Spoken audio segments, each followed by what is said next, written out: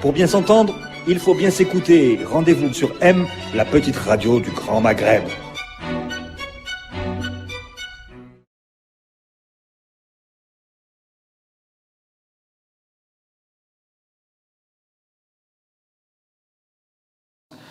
Monsieur Alexandre Kateb, bonjour. Bonjour. Merci d'être l'invité du direct ce matin pour nous accompagner. Hassan Haddouche. Hassan, bonjour. Bonjour.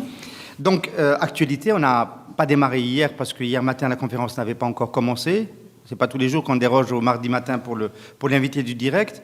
Vous étiez présent à la session d'ouverture hier après-midi. Le sentiment qui se dégage du point de vue des journalistes, c'est qu'il se prépare quelque chose sur le terrain de la doctrine économique en Algérie et de l'orientation économique. Est-ce que vous avez eu ce sentiment, vous qui étiez présent et qui allez intervenir demain dans cette conférence ? Oui, merci de me recevoir. Effectivement, j'ai senti quand même qu'il y avait une certaine effervescence, en tout cas de la part des décideurs publics et privés aussi, qui étaient réunis hier dans cette session d'ouverture. Sachant que la plupart des déclarations étaient des déclarations assez politiques et protocolaires, et donc pour le moment on est un peu resté sur notre faim en matière de contenu, en matière d'annonces qui pourraient être faites sur des mesures concrètes pour soutenir et pour impulser cette nouvelle vision de politique industrielle. Alors, on peut rappeler à nos amis auditeurs un petit peu le contexte. Le nouveau ministre de l'Industrie, M. Abdeslam Bouchouareb, a organisé cette conférence pour essayer de poser le problème de la diversification pour l'Algérie, qui vit essentiellement de la rente énergétique et qui, en tout cas, a impulsé la croissance de ces dernières années grâce aux investissements publics.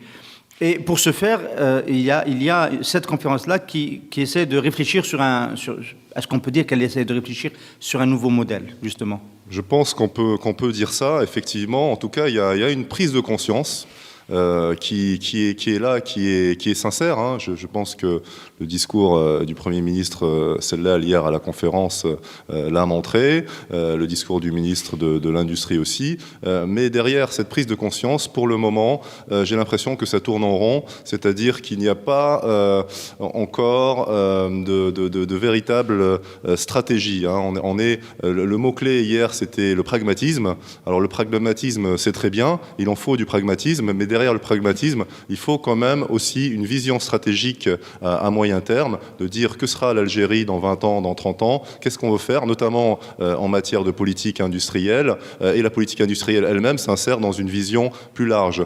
Donc tant qu'on n'aura pas cette vision de là où on veut aller, comme le disait d'ailleurs le Premier ministre Sellal lui-même, on pourra pas y aller, même tous ensemble. Et donc, j'espère que au cours des prochains jours, on va pouvoir avancer et définir des axes un peu plus concrets et en même temps, j'espère qu'il y aura une inscription de toutes ces discussions dans quelque chose qui sera beaucoup plus stratégique et qui permettra, comme l'a fait la Malaisie, comme l'ont fait d'autres pays, d'avoir un horizon. Aujourd'hui, un horizon, un cap, parce que si on n'a pas cet horizon, si on n'a pas ce cap, on aura beau prendre toutes les mesures les plus pragmatiques qu'on voudra, on n'ira nulle part. Okay. Monsieur Kateb, vous êtes connu surtout dans le monde universitaire, enfin académique français, pour, disons, avoir écrit un ouvrage récent sur des articles nombreux sur les pays émergents. Je peux le rappeler, les nouvelles puissances mondiales, pourquoi les BRICS changent le monde. Voilà, sur les pays émergents. Est-ce que vous avez l'impression que, des contacts que vous avez en Algérie, est-ce qu'on s'inspire suffisamment des expériences de ces pays émergents ? Est-ce qu'on les connaît suffisamment chez nous ? Non, je pense pas. En tout cas, de ce que j'ai vu jusqu'à présent, je pense que effectivement, on reste trop tourné vers l'Union européenne, vers les partenaires historiques de l'Algérie. D'ailleurs, parmi les invités à la conférence, on a entendu hier le représentant de l'Union européenne, on a entendu le représentant de la coopération franco-algérienne, Monsieur Levé. mais on n'a pas entendu un seul représentant chinois, malaisien, coréen, brésilien. Il n'y a pas d'invités malaisiens, indonésiens. En tout cas, ils n'ont pas été retenus à ce stade par le ministère de l'Industrie.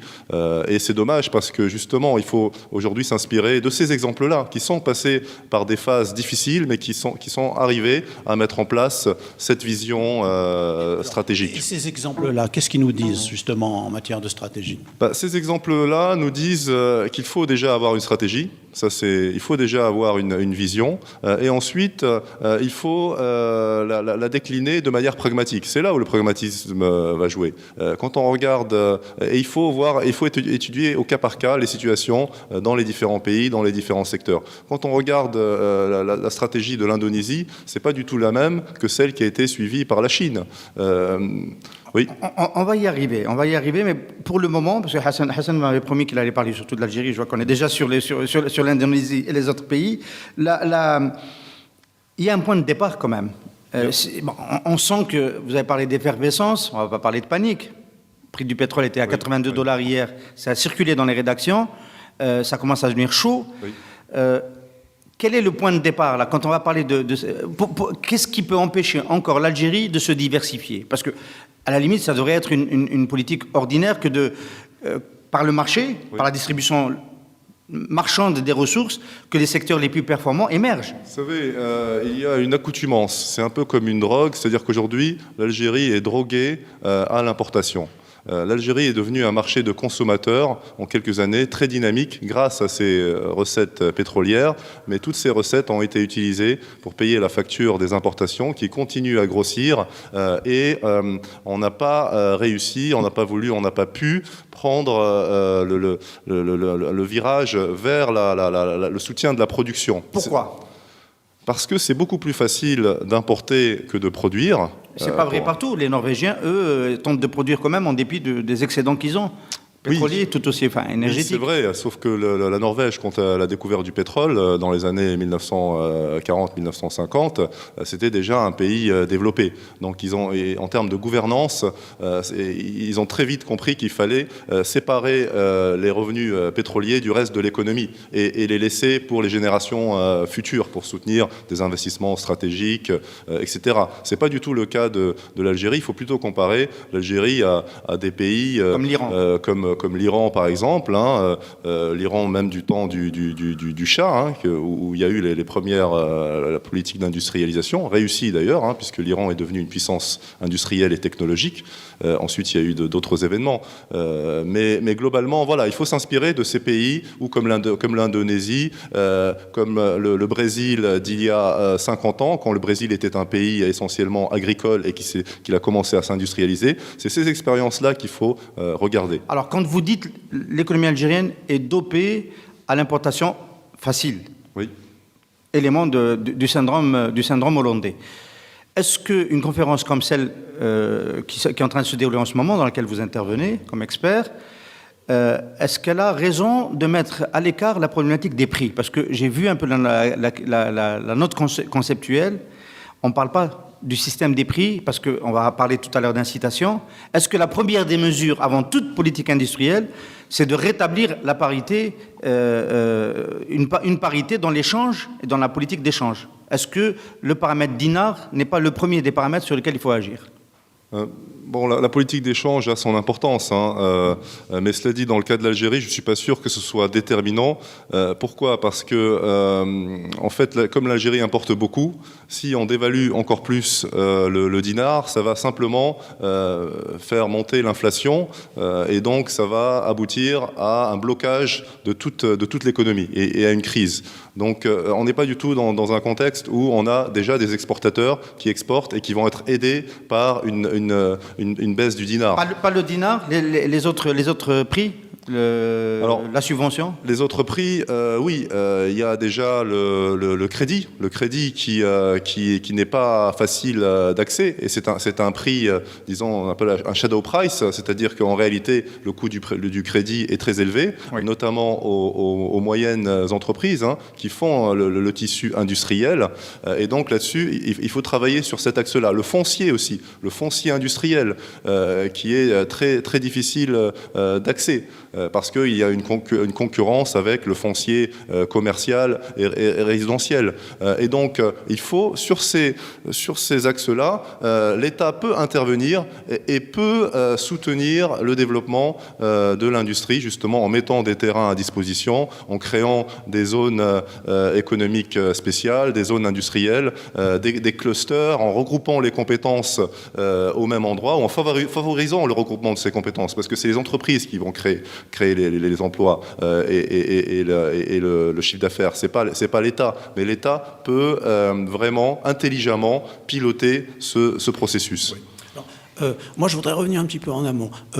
Vous avez dit tout à l'heure qu'on a essentiellement utilisé le surplus pétrolier pour gonfler la facture des importations. J'ai lu des articles de vous dans une période récente où le bilan que vous faisiez, en fait, était beaucoup plus mesuré.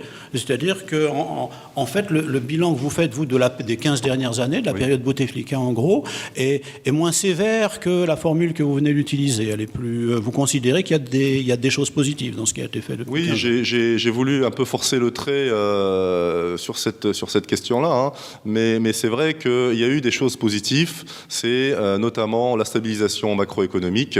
Aujourd'hui, l'Algérie n'a quasiment pas de dette externe. Il y a 200 milliards de dollars de réserves de change. Les grands équilibres macroéconomiques sont plus ou moins préservés, même si c'est fragile, et on en reparlera. Et puis, il y a surtout les infrastructures et le logement, où il y a eu un gros effort. Et donc ça, c'est vrai que notamment sur les infrastructures de transport, qui sont fondamentales pour pour agrandir le marché intérieur. Parce qu'il faut savoir qu'un marché, c'est pas juste une population, c'est essentiellement, ça dépend essentiellement de la facilité d'accès à ces consommateurs et également à cette chaîne de la valeur qui peut se mettre en place entre différents producteurs qui sont situés à différents niveaux dans une filière et qui n'est pas possible s'il n'y a pas des infrastructures de transport et de logistique efficaces à l'échelle nationale et aussi au-delà des frontières, c'est-à-dire avec l'extérieur, à travers des ports, des aéroports et tout ce qu'on voudra. Donc il y a eu cet investissement-là, ça on ne peut pas le nier. Est-ce que, pour ne pas faire une lecture linéaire de ce bilan, puisque Hassan nous a ramené sur le bilan des années Bouteflika, est-ce que vous faites pas quand même une lecture un peu plus en relief? Il y a eu en gros une période où il n'y avait pas beaucoup de devises, on va dire 2005, où les gouvernements successifs de M. Bouteflika ont essayé de diversifier, ont essayé dans tous les cas d'attirer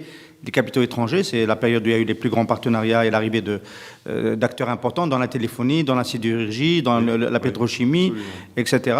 Et lorsque les prix du pétrole sont montés, on est passé à autre chose. Mais pas seulement en termes de moteur de croissance, mais on est passé aussi à une autre doctrine, c'est que l'investissement étranger n'est pas si bienvenu que cela. C'est le virage de 2008, avec la règle 49-51 dès 2009. Alors, est-ce qu'aujourd'hui, alors qu'on est en train de rentrer dans une période à nouveau éventuellement de rareté des devises, le gouvernement n'est-il pas en train de reprendre le fil rompu de 2008-2009 tout simplement, en le reprenant d'ailleurs par là où il s'est rompu, les investissements étrangers? Oui, absolument. Je pense qu'aujourd'hui, on voit que on se dirige vers une période qui va être beaucoup plus difficile.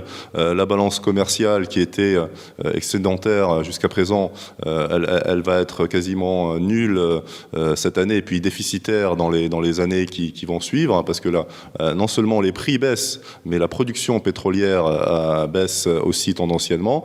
Donc effectivement, on atteint des limites là. On atteint les limites de ce qu'on pouvait faire avec cette politique de dopage par les infrastructures, etc. Et aujourd'hui, il faut attirer les investissements étrangers. Alors je repose ma question, je me suis rendu compte qu'elle n'était pas si précise que ça. Est-ce que quand on parle de pragmatisme, parce que M. Sellal parle que de pragmatisme, sa tendance n'est pas de dire, bon, on a interrompu l'investissement, enfin, on a gêné l'investissement étranger en 2008-2009, aujourd'hui on est un peu plus mal, on va le restaurer. C'est une politique industrielle. C'est du pragmatisme, ça c'est vrai.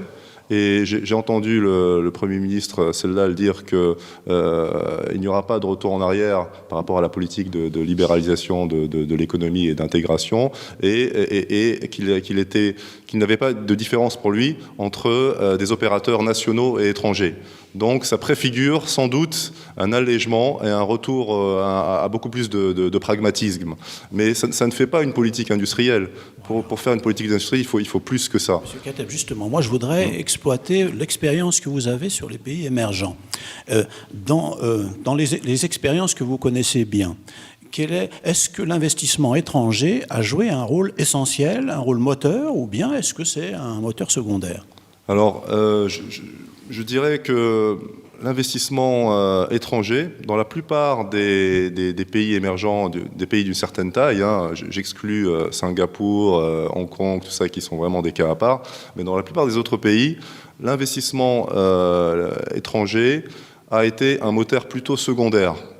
Mais essentiel quand même. Il a été secondaire en volume parce que l'essentiel de l'investissement a été quand même national. L'essentiel du développement industriel a été stimulé par les acteurs nationaux, notamment des petites et moyennes entreprises plutôt low-tech ou mid-tech, hein, pas high-tech. Mais en même temps, l'investissement étranger est essentiel. Pourquoi ? Parce qu'il permet le transfert de technologie et la hausse de la productivité, et il stimule toute la chaîne derrière de l'économie nationale. Il permet en fait de faire monter en gamme les entreprises nationales. Donc il a un effet d'entraînement, même s'il ne faut pas exagérer son importance sur le plan quantitatif. Ce sera toujours l'investissement, national et surtout la mobilisation de l'épargne nationale qui, dans toutes les expériences de développement industriel réussi, ça a toujours reposé sur une épargne nationale qui à un moment a été mobilisée vers l'industrie, que ce soit en Indonésie, en Malaisie, au Brésil, en Chine, partout ça a été le cas, ça a toujours été l'épargne nationale qui soutient l'industrie nationale. Pour un pays comme, pour une économie comme l'économie algérienne, à quel volume de flux annuel vous situez une bonne attractivité, hein. Les Polonais ont capté à un moment donné jusqu'à 10 milliards de dollars par an d'IDE. Oui. Une économie comme l'Algérie, ça devrait être quoi? Qu'est-ce que c'est déjà aujourd'hui? Qu'est-ce que ça devrait être correctement? Oui, je pense qu'aujourd'hui, on est autour de 1-2 milliards de dollars par an, quelque chose comme ça, essentiellement vers le secteur pétrolier d'ailleurs. Vous considérez que c'est bon, c'est faible? Non, c'est beaucoup trop faible. Le directeur de l'ANDI dit que c'est très bien. Non, c'est pour moi... Chypre fait mieux que nous. Oui, je ne sais pas sur quelle réalité il se repose, mais effectivement, moi je dirais qu'il faut atteindre un taux de 5% du PIB en termes d'IDE. Pour un pays comme l'Algérie, ce serait l'idéal. Voilà. Donc ce serait entre 7 et 10 milliards, je pense. On en est encore loin. Très loin. Voilà, on en est très loin. Et derrière, ce qu'il faut, c'est aussi accroître l'investissement financé sur l'épargne nationale. On va rester une petite seconde quand même sur les IDE. Donc, pour arriver à ce taux de 5% du PIB en IDE, qu'est-ce qu'il faut faire, enfin, déjà pour rendre le pays plus attractif? Nous, on regarde beaucoup du côté du Maroc. Est-ce que vous pensez que les Marocains ont les bonnes recettes et qu'on devrait aussi s'inspirer, avant d'aller plus loin, en Indonésie ou au Mexique, s'inspirer de ce que font les Marocains? Les Marocains, ils sont à 5% du PIB. Oui, je crois qu'ils sont à 4 milliards de dollars par an. Oui, je crois, effectivement. Le Maroc a fait le choix de l'ouverture, disons, de manière beaucoup plus précoce que ne l'a fait l'Algérie. Et il a effectivement tout misé sur l'attraction de ces grands investissements étrangers, avec un certain succès, je pense notamment au port de Tanger-Med et à tout le secteur automobile qui s'est constitué autour de Renault à Tanger, mais aussi aujourd'hui avec l'aéronautique, Bombardier qui commence à se mettre en place. Donc il y a des filières qui sont en train de se structurer et c'est aussi le résultat de cette politique économique et industrielle volontariste qui a été mise en place ces dernières années par le roi Mohammed MS6 avec des technocrates et des élites très bien formées, issues notamment de la diaspora marocaine. Alors après, ce modèle a aussi des limites, c'est-à-dire que malgré tout, il ne faut pas que ce soit l'arbre qui cache la forêt, parce qu'on observe parallèlement une désindustrialisation tendancielle au Maroc, c'est-à-dire que c'est une économie de services comme l'Algérie. La part de l'industrie est plus forte, mais globalement, cette stratégie de relance avec les grands projets industriels, elle n'a pas réussi fondamentalement à changer la donne au niveau des petits opérateurs, et il y a vraiment une économie duale. Elle aide déjà à faire face aux difficultés de la balance des paiements. C'est ça, exactement. Aujourd'hui, le Maroc est le premier exportateur de véhicules dans le bassin méditerranéen sud. Mais c'est une politique qui part d'une certaine vision et qui commence à porter ses fruits. Derrière, il faut qu'elle soit élargie, consolidée. En tout cas, je pense qu'il y a une véritable stratégie, il y a une véritable vision et il y a une mise en œuvre de cette stratégie. Et sur ce plan-là, je pense que l'Algérie peut s'inspirer effectivement en termes de gouvernance, en termes de capacité d'exécution sur ce que fait le Maroc. Vous avez une idée précise sur, disons, la part que doit représenter l'industrie dans le développement économique d'un pays émergent. Vous avez des repères précis dans ce domaine. Absolument. Quand on regarde un petit peu tous les pays qui sont passés par une phase d'industrialisation, c'est plutôt de l'ordre de 30% au moins du PIB qui doit être généré par l'industrie manufacturière. Ça, c'est une condition pour changer la donne et pour permettre un décollage de la productivité. Parce que la productivité qui fonde la croissance du revenu et du salaire, elle est liée essentiellement à la productivité dans l'industrie. Et donc, on ne peut pas développer un pays sans développer l'industrie. Tous ceux qui disent le contraire se trompent, ou en tout cas le disent peut-être pas pour des bonnes, toujours à bon escient, pour des bonnes raisons. 30%, est-ce qu'il n'y a pas quand même des prérequis? Est-ce qu'il ne faut pas avoir un marché intérieur monumental? Les cas les plus connus sont quand même ceux de pays où il y a une forte population. Non, la Chine, l'Inde, l'Indonésie, le Brésil. L'Algérie, avec ses 40 millions de consommateurs, ça ne le fait pas encore. Quand on regarde la Corée du Sud, qui est un pays, disons, comparable en termes de population à l'Algérie, ils sont partis de beaucoup plus bas. D'ailleurs, avec un revenu par habitant à l'époque qui était plus faible que celui de l'Algérie, disons, coloniale ou post-coloniale. Et ils ont réussi une incroyable montée en gamme et une incroyable industrialisation. Alors, avec un certain nombre de caractéristiques proprement coréennes qui ne sont pas reproductibles, mais quand même, ça montre qu'un même un petit pays peut s'insérer dans ces fameuses chaînes de valeur mondiales et peut devenir un acteur majeur, ce qui est le cas aujourd'hui quand on regarde Samsung, quand on regarde... Un acteur majeur qui peut devenir même une puissance. Parler de petits pays, s'il y a demain une réunification des deux Corées, oui. On est tout de suite en présence d'un géant. Là, on est en présence d'un géant, oui, clairement. Et c'est juste une transition, Hassan, pour poser la question du Maghreb. Avec l'arme nucléaire, en plus. Avec l'arme nucléaire. Pour poser la question du Maghreb. Oui. Pour la question du Maghreb, vous travaillez quand même avec votre cabinet, on va citer donc, le cabinet conseil compétences finance, un peu sur les 3 pays du Maghreb. Vous connaissez l'expérience marocaine. Est-ce que vous diriez que c'est quand même un handicap le fait d'être maintenu dans cette dualité, fermeture, 2 économies qui se donnent le dos? Je parle d'Algérie-Maroc. Absolument, absolument. C'est un gâchis, c'est une perte incroyable que de ne pas pouvoir, disons, avoir plus de flux dans les deux sens et de monter des projets en commun et puis de profiter des complémentarités qui existent entre les 2 économies. Alors, l'Algérie a une expertise en matière énergétique qui est vraiment réelle. Elle a aussi un certain nombre de paramètres importants sur le logement, sur l'électricité. Le secteur de l'électricité en algérien est plutôt performant. Et au Maroc, il y a un véritable savoir-faire en matière d'industrie légère, en matière aussi d'agriculture, puisque l'agriculture marocaine repose sur un secteur de l'agrobusiness qui est très, très performant et qui génère à l'essentiel enfin une partie des exportations, disons, marocaines.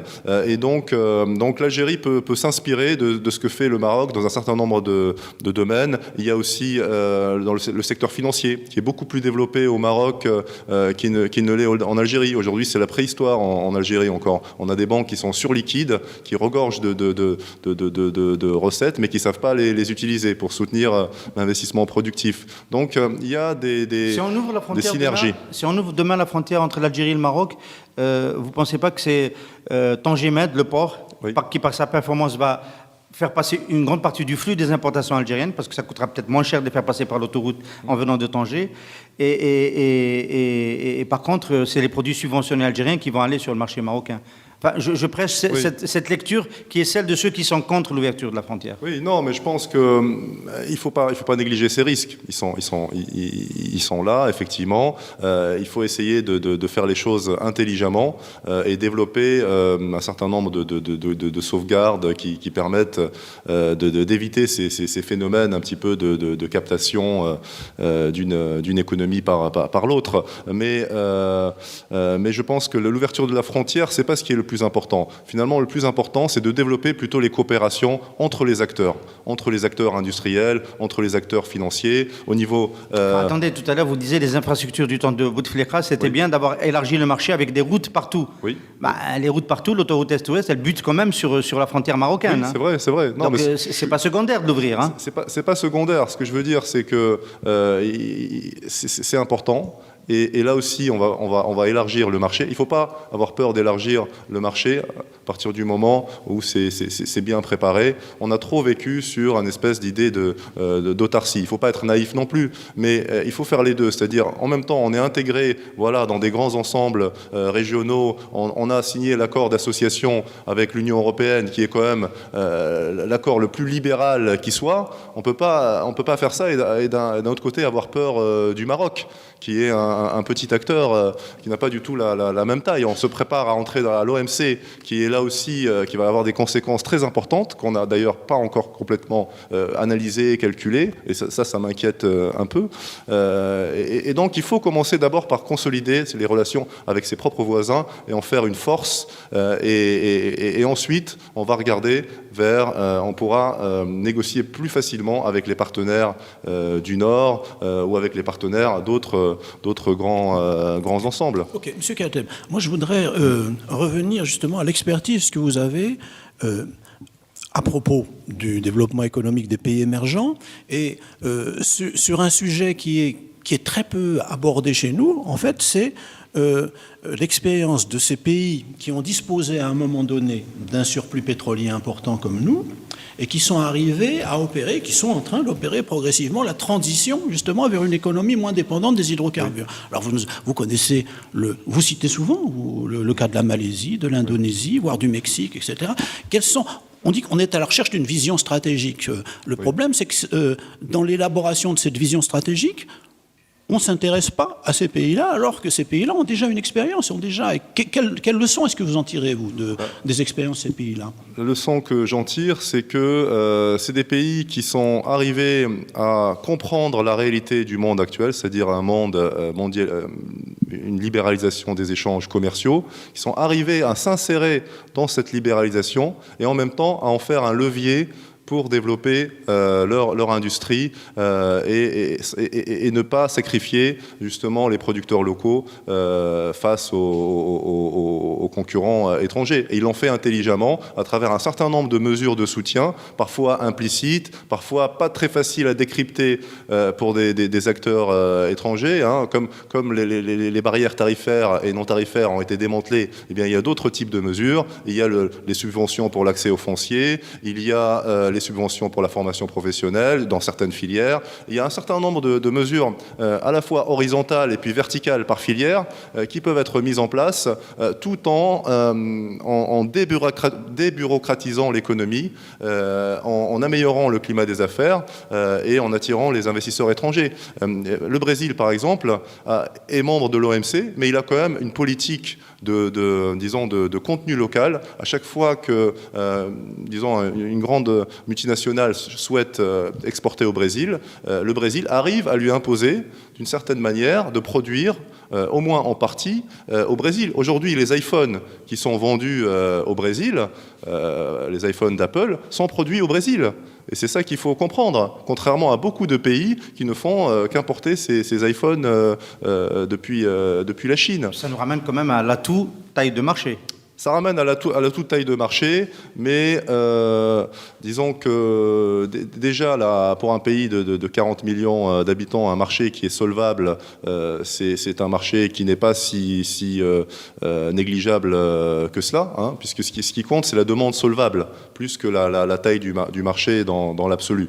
Hein, le Brésil, il y a 15 ans, il avait une toute petite demande solvable, parce que le reste, 40% de la population était à peu près exclu de la consommation.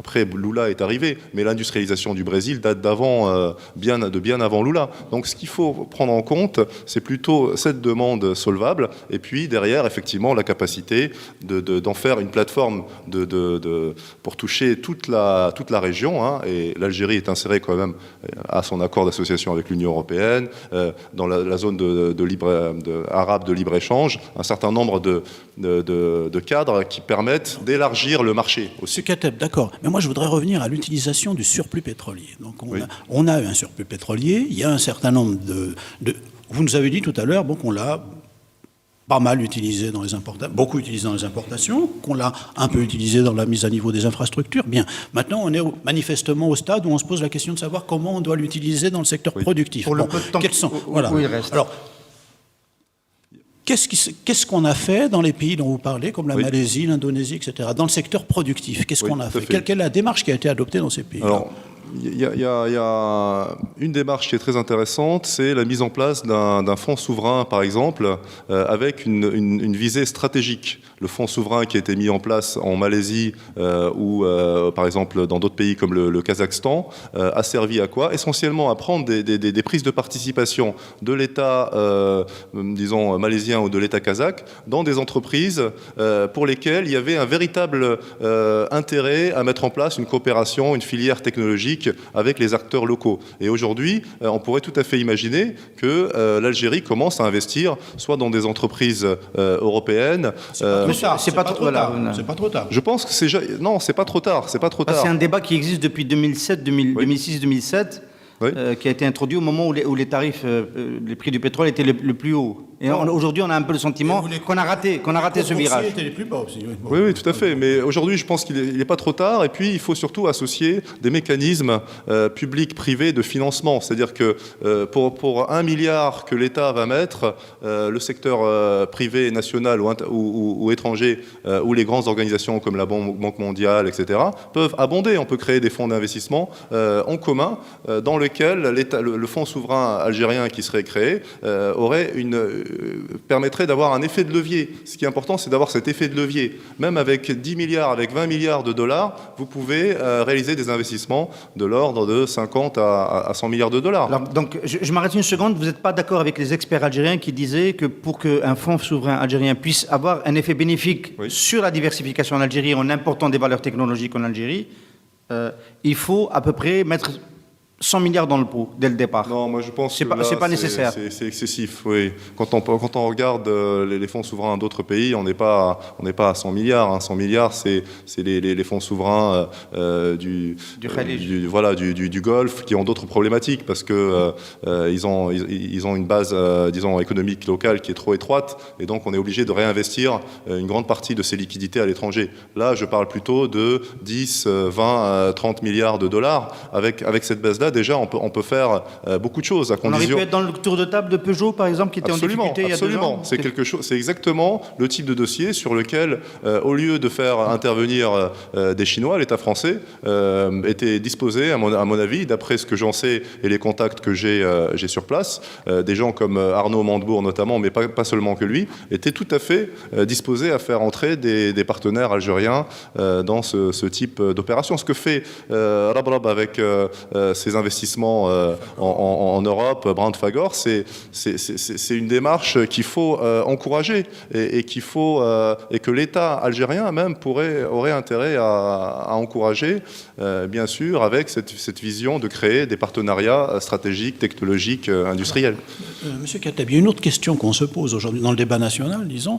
Elle concerne, on a parlé d'investissement étranger, la part d'investissement étranger, elle concerne aussi la part que doivent prendre dans ce développement industriel futur, souhaité, disons, les entreprises publiques et les entreprises privées. Vous, de votre expérience, de l'étude que vous avez faite, des expériences de ces pays émergents, quel a été le rôle joué par les entreprises publiques? Quel a été le rôle joué par les entreprises privées? Est-ce qu'on peut s'appuyer sur des entreprises publiques en priorité?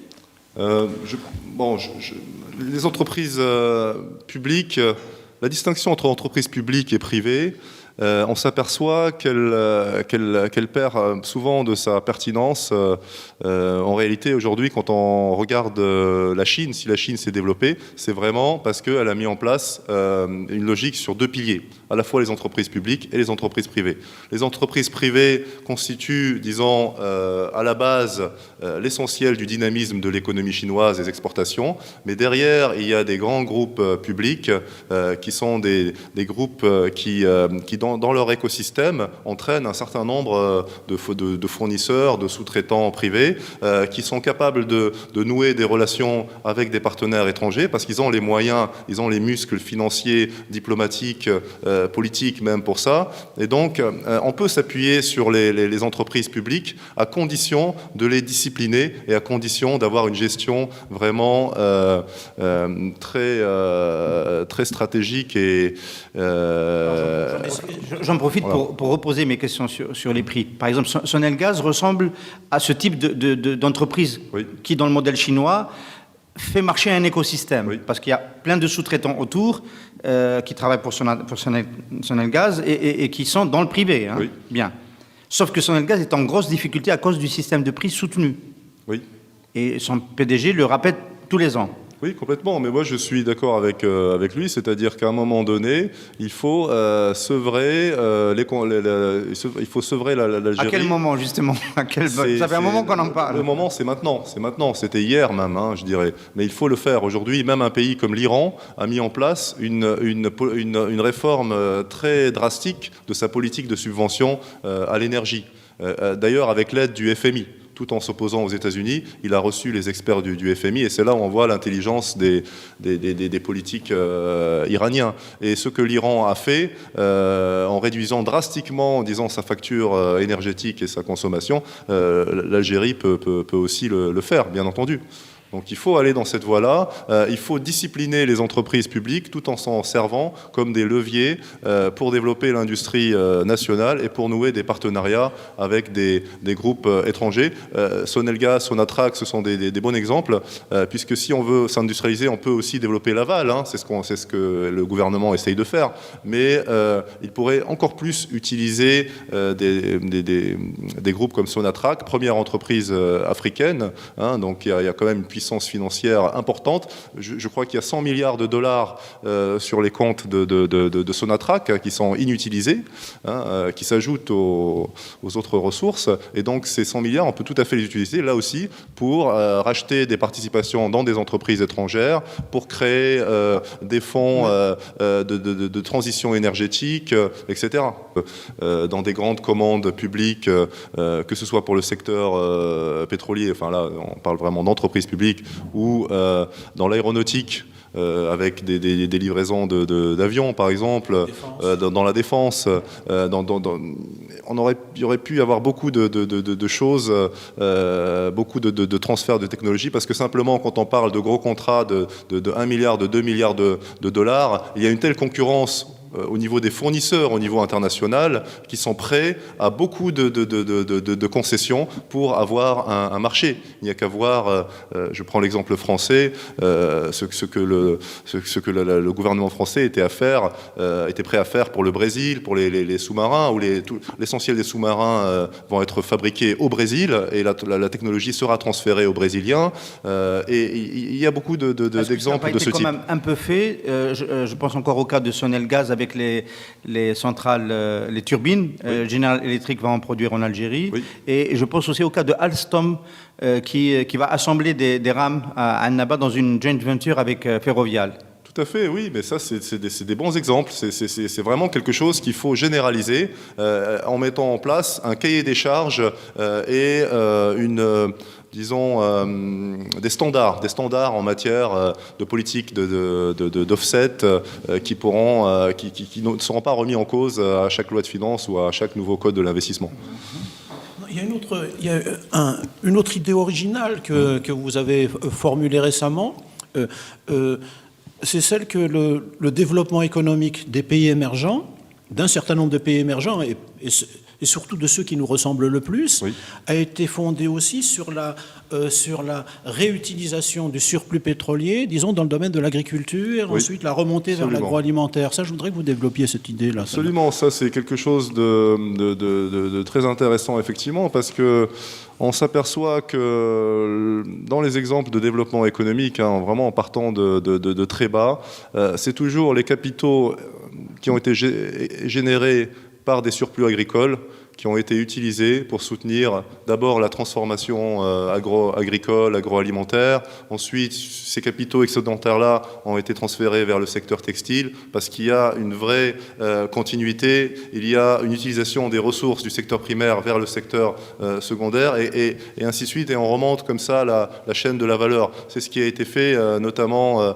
en Malaisie, c'est ce qui a été fait en Chine aussi, on l'oublie aussi. Mais la Chine, pendant les 10 premières années de son ouverture économique, elle a essentiellement développé l'agriculture et les surplus agricoles, puisqu'on a autorisé les fermiers à vendre sur les marchés le surplus de leur production. Et c'est à partir de là qu'ils ont accumulé l'épargne. Cette épargne a servi à créer des entreprises industrielles, municipales, etc.